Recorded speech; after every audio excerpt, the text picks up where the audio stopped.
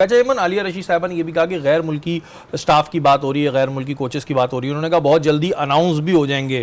तो हम कल ये डिस्कस कर रहे थे कि सेमी के चांसेस ज़्यादा हैं। आपको भी ऐसी लग रहा है? मुझे ऐसा लग रहा है कि कल हमने जो नाम लिया उनमें हमने पोलार्ड को मिस कर दिया। अच्छा। तो आई बिलीव कि उनका भी हो सकता है, बट ओवरऑल देखें जो बात की थी यही की थी कि शेन वॉटसन का भी कोचिंग का कोई एक्सपीरियंस नहीं है। लेकिन अगर मैं डैरेन सेमी की भी बात करूं तो उन्होंने जब वेस्ट इंडीज़ की टीम का कॉन्ट्रैक्ट लिया था तो उन्होंने कहा था कि मैं वाइट बॉल में इंटरेस्टेड हूं।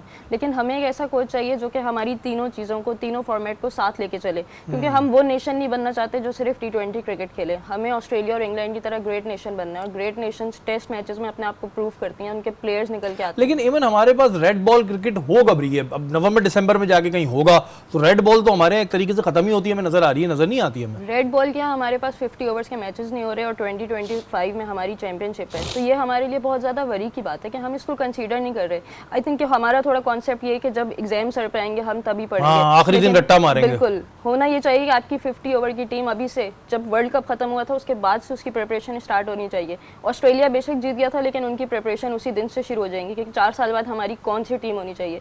तो ये चीज़ें हमने थॉरली देखनी है कि हमारे पास ऐसा कोच आए जो इन तीनों चीज़ों को लेके चले, प्लेयर्स को फाइंड आउट करे कि कौन से प्लेयर्स हमें तीनों फॉर्मेट में करके दें। ये नहीं कि हम बिल्कुल अलग कर लें टीम को। आपके कोई एक दो प्लेयर ऐसे होते हैं जो सिर्फ आपको T20 में एक्स्ट्रॉर्डनरी करके देते हैं, वरना आपके पास ओवरऑल ऐसे प्लेयर्स होने चाहिए जो आपको तीनों फॉर्मेट में। अच्छा, ये बात तो है कि जी हमारे तो 50 ओवर नहीं खेले जा रहे होते हमारे उससे, क्योंकि T20 ऐसी चीज़ आ चुकी है। फिर लीग्स में भी ज़्यादातर जो है वो T20 होता है, तो वो एक T20 वाला गेम बन चुका है। जब 50 ओवर्स वाला है टेस्ट तो हमारे पास तो है ही नहीं। नसीम भाई, उस्मान तारिक उसके एक्शन पे हम बात कर रहे थे और उस वक्त हफीज़ ने भी कहा था कि एज पर लॉ वो सही करा रहे हैं, लेकिन एम्पायर्स ने उनके एक्शन को रिपोर्ट कर दिया। अब क्या सिर्फ उसी बॉल को रिपोर्ट किया गया है या अब इनके लिए आगे मसाइल आप देख रहे हैं कि उस्मान तारिक का भी ये मसला आ जाएगा एक्शन? मैं उस्मान तारिक पे तो मैं अभी आता हूँ, लेकिन अभी जैसे कोच पे बात हो रही थी शेरी भाई, मैं अपने नाजरीन के लिए ज़रूर ये बताना चाहूँगा कि कल तक की तारीख पे एक डिफरेंट सिनेरियो था।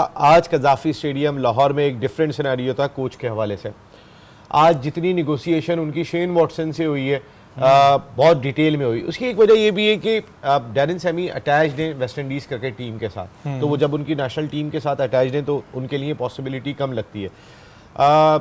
शेन वॉटसन आज की तारीख में उनके साथ बहुत निगोसिएशन हुई है, कल की तारीख में उनके साथ बहुत निगोसिएशन हुई है, और ज़रा ये मामलात उनके सेटल हो जाएं तो, हालांकि शेन वॉटसन का कोई एक्सपीरियंस नहीं है, लेकिन शेन वॉटसन ने क्रिकेट बहुत तगड़ी खेली है। शेन वॉटसन ने जिस तरीके से कोयटा ग्लैडिएटर्स पिछले 3-4 साल में स्ट्रगल कर रहा था, उन्होंने मोटिवेट करके उस टीम को उठाया। मैं आपको एक अंदर की खबर दूं, कोयटा ग्लैडिएटर्स के डग आउट में अगर आप देखेंगे तो सर विविन रिचर्ड्स भी बैठे हुए, मोइन खान भी बैठे हुए, और काफ़ी लोग वहाँ पर हैं।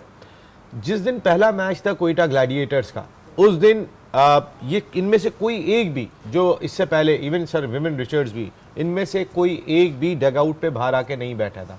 इसकी वजह ये थी कि शेन वॉटसन को अपनी अहमियत खिलाड़ियों को बतानी थी और खिलाड़ियों को समझाना था कि शेन वॉटसन तो नसीम भाई, आप ये एक तरीके से इनडायरेक्ट खबर दे रहे हैं कि हेड कोच जो है वो शेन वॉटसन हो सकते हैं। भाई मैं आपको 2 दिन की बिल्कुल अंदर की खबर दे रहा हूं कि बहुत सीरियसली गुफ्तगू चल रही है, क्योंकि डैरेन सेमी का मामला वही आ रहा है कि he is attached with West Indies. ठीक है भाई, एक बड़ी खबर हमने इस वक्त ब्रेक कर दी है कि चांस है कि शेन वॉटसन जो है वो हेड कोच बन जाए। तो जितने भी लोग हैं उनको मैसेजेस करना शुरू कर दें, गुड मॉर्निंग के सर, हाउ आर यू, पूछा आपसे, सोचा आपको सलाम कर लूँ, ये शुरू कर दें। अगर हेड कोच आएगा तो जी फिर मजे आ जाने उनके, जो पहले से मैसेज कर रहे हो।